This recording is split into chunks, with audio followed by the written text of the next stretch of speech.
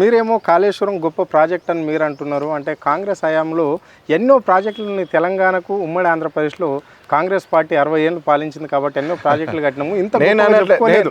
వినండి, మేము ఇంత గొప్పగా చెప్పుకోలేదు. ఓన్లీ బీఆర్ఎస్ పార్టీ వాళ్ళు కాళేశ్వరం గురించి ఇంత డబ్బ కొట్టుకోవాల్సిన అవసరం ఏముంది అని అంటున్నారు. మా హయాంలో నాగార్జున సాగర్ 20 ఏళ్ళు పట్టింది. మా హయాంలో కాళేశ్వరం సాగర్ మా కళ్ళ ముందు నయనం ప్రధానం, మా కళ్ళతో చూసిన 3 ఏళ్లలో కట్టిన నాయకుడు కేసీఆర్ గారు. మేము మా కళ్ళతో చూసినాము. ఎండాకాలం వస్తే పశువులకు నీళ్ళ బాధ ఉండే, ఇబ్బందిగా ఉండే. అటువంటిది ఏ ఊరు పోయినా, ఏ వాగు పోయినా, ఏ వంక పోయినా, ఏ చెరువు పోయినా ఫుల్ సమ్మర్లో కూడా ఫుల్ ఉండే పరిస్థితి తీసుకొచ్చిన మహానాయకుడు కేసీఆర్ మా కళ్ళతో చూసినాం. నీ చెవుడు మాటలు చెప్పే మాటలు మేము నమ్మం, ఇక కళ్ళతో చూసిందే నమ్ముతాం. వాళ్ళు కూడా గదే అంటున్నారు. మరి కాళేశ్వరం ప్రాజెక్టు వల్ల రైతులు ఏమి ఇక్కడ అభివృద్ధి చెందలేరు, డెవలప్ కాలేరు. ఓన్లీ కమిషన్ల గురించి కట్టిన ప్రాజెక్టు కాళేశ్వరం ప్రాజెక్టు. కొంతమంది మీలాంటి బడా నాయకులు ఒక నిమిషం అరుణ్, ఇప్పుడు అందుకే నేనేం చెప్పిన అంటే 2014 కంటే ముందు భారతదేశంలో తెలంగాణ రాష్ట్రం వాటా ఎంత వరి ధాన్యంలో, 2014 నుంచి 2024 వరకు తెలంగాణ రాష్ట్రం వాటా ఎంత అని చదువు వచ్చినోడిని భారత రాష్ట్ర ఫుడ్ కార్పొరేషన్ ఆఫ్ ఇండియా చూపించిందని చూడమంటున్నాము. సన్న బియ్యం ఎక్కడ పండుతున్నాయి? తెలంగాణలో సన్న బియ్యం పండుతున్నాయి. హైయెస్ట్ ప్రొడక్షన్ సన్న బియ్యం తెలంగాణ నుంచే వస్తుంది. ఇది ఓన్లీ కేసీఆర్ గారి ముఖ్యమంత్రి ఉన్నప్పుడు మాత్రమే సాధ్యమైంది. వాటరు రైతుకు సపోర్ట్ చేసింది కాబట్టి rice bowl of India, Haryana, Punjab, Andhra Pradesh అన్నిటి తలదన్ని నెంబర్ 1 స్థానానికి పోయింది తెలంగాణ. కేసీఆర్ గారు తీసుకుపోయింది వ్యక్తి కేసీఆర్ గారు. ఇదంతా ఎవిడెన్స్ పుస్తకాల్లో ఉంది, రిపోర్ట్లలో ఉంది, మొత్తం ప్రతిదీ ఎవిడెన్స్ తోటి ఉంది. మేము వేగంగా మాట్లాడలేదు, దేవుళ్ళ మీద ఒట్టేసి మాట్లాడలేదు. అదే మీరు కాళేశ్వరం గురించి ఇంత గొప్పగా చెప్పుకుంటున్నారు కాబట్టి ఇదంతా కమిషన్ల ప్రాజెక్టే. ఇదంతా ఎవరైతే కాళేశ్వరంలో భాగ్యులు అయ్యారో వాళ్ళందరూ మీలాంటి వాళ్ళకి జేబులలో ఎంతైతే ఒక నిమిషం తీసుకున్నారో అదంతా గుంజుకొని మీరు అన్నట్లు 6 గ్యారంటీలు అన్నారు, తులం బంగారం అన్నారు, మీరే 2500 అన్నారు. ఇవన్నీ పథకాలను ఇంప్లిమెంట్ చేస్తాము అని చెప్పేసి కాంగ్రెస్ నాయకులు అంటున్న మాటలు ఇవి. సబ్జెక్టు ఇష్టం ఉన్నట్టు వేగ్గా ఏదో మాట్లాడతాము, ఏదో చేస్తామంటే కాదు. కాళేశ్వరంకి అయింది 85,000 కోట్లు, 1,00,000 కోట్లు కుంభకోణం అయిందని ప్రజల చెవులను మోసం చేసిండ్రు. వీళ్ళ నోటితోటి వాళ్ళ చెవులను మోసం చేసిండ్రు.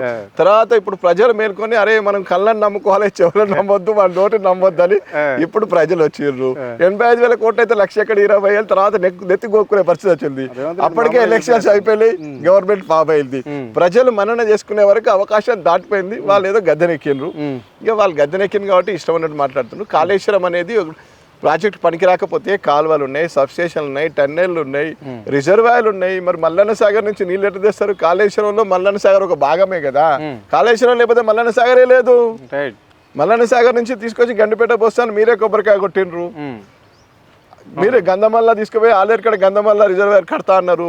మరి కాళేశ్వరంలో లింక్ ప్రాజెక్టులు అవన్నీ మీరు కాళేశ్వరం ఫెయిల్ అయినప్పుడు అవన్నీ ఫెయిల్ అయినట్టే కదా. అంటే వాళ్ళు చెప్పేదానికి, సోషల్ మీడియాలో తిప్పేదానికి, ప్రజల దిమాగ్ ఖరాబ్ చేయడానికి ఒక రకంగా చెప్తున్నారు. ఇంటర్నల్గా వాళ్ళకు కూడా తెలుసు కేసీఆర్ ఈజ్ నెంబర్ 1.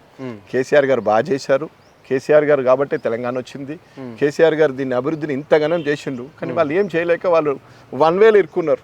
వాళ్ళకి యూటర్న్ దొరకట్లేదు. ఇప్పుడు 6 గ్యారెంటీలకు వెళ్ళి 420 హామీలకు వెళ్ళి కేసీఆర్ చేసిన అభివృద్ధిని ఏ విధంగా రిటర్న్ చేయాలంటే వాళ్ళకి అర్థం కావట్లేదు. యూటర్న్ లేదు కాబట్టి వాళ్ళంతే అదే మాటలు, అదే కథ. అందుకే రాంగ్ వేలో వస్తున్నారు. ఇంకా రాంగ్ వేలో ఉన్నది ఈ ప్రభుత్వం. రైట్. ఇప్పుడు జిహెచ్ఎంసీ లిమిట్లో 27 మున్సిపాలిటీలను కలపడానికి ప్రధాన ఉద్దేశం ఏంటి? దాని అంట ఉన్న కోణం ఏంటి?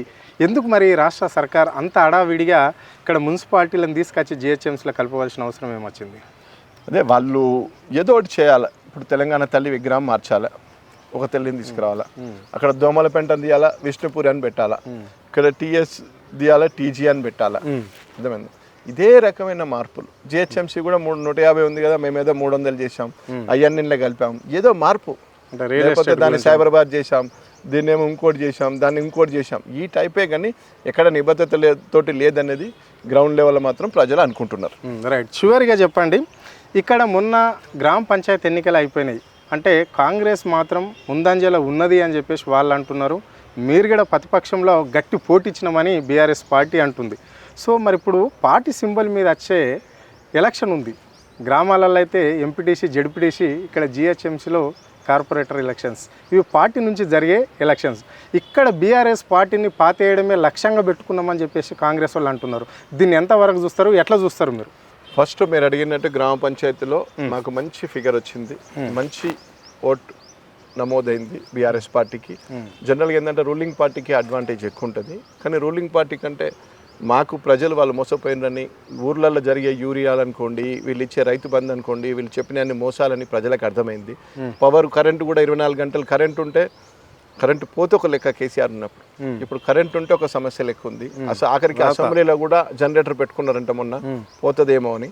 అంటే ఈ ప్రకారంగా మాకైతే గ్రామ పంచాయతీలో మంచి మెజారిటీ వచ్చింది. అయితే వీళ్ళు గుర్తు మీద పోవద్దని ఎంపీటీసీ జెడ్పీటీసీ ఎలక్షన్స్ పెట్టలేదు. పెట్టాలనుకుంటే ముందే వాటిని పెట్టాల్సి ఉండే. గుర్తు మీద పోతే మాకు ఎక్కడ డ్యామేజ్ అవుతుందో డైరెక్ట్ ఓపెన్ అప్ అయిపోతుంది కాబట్టి, సర్పంచ్లకు గుర్తుండదు కాబట్టి ఇండివిజువల్ సింబల్స్ ఇస్తారు కాబట్టి వాటికి పోయారు. నెక్స్ట్ ఈ మున్సిపల్ ఎలక్షన్స్కి వస్తా అంటున్నారు, అక్కడ సింబల్ ఉంటుంది, అక్కడ మీరే చూస్తారు ఒకటి. నెక్స్ట్ దాని తర్వాత జిహెచ్ఎంసీలో మీరే చూస్తారు ఒకటి, దాని తర్వాత ఎంపీటీసీ జెడ్పీటీసీ పెట్టినా మీరే చూస్తారు వచ్చేది. భవిష్యత్తు కూడా బీఆర్ఎస్ వైపే ఉంటుంది. ప్రజలకు ఏది గుర్రము ఏది గాడిద అనేది క్లియర్గా అర్థమైంది.